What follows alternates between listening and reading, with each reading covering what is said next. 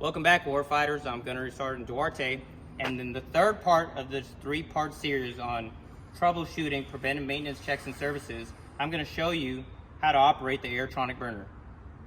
Now, the first thing I want to acknowledge is that the technical manual tells us to use a metal dustpan for this, but we found that the ridges in the metal dustpan allow light to come inside, and it causes the equipment to go into a malfunction mode. So today we're not going to be using that, but always refer to the technical manual for detailed instructions.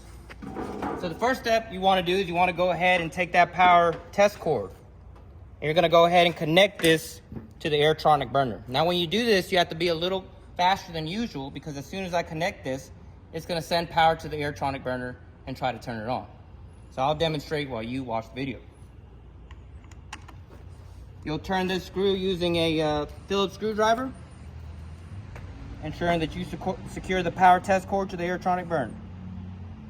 Now for my airtronic burner, my system is showing a reset light, and that's okay.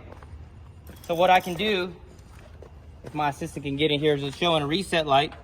So what I can do is I'll go ahead and cover the flame tube, air tube assembly with something to ensure that the photocell sees no light, and then I'm go ahead and hit that reset button.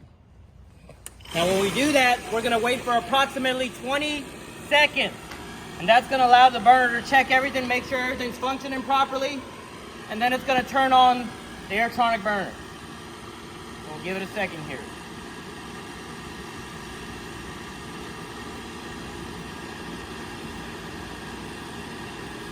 And as you're waiting, you can check and verify that it's getting fuel from the can. As we can see, there is fuel in that.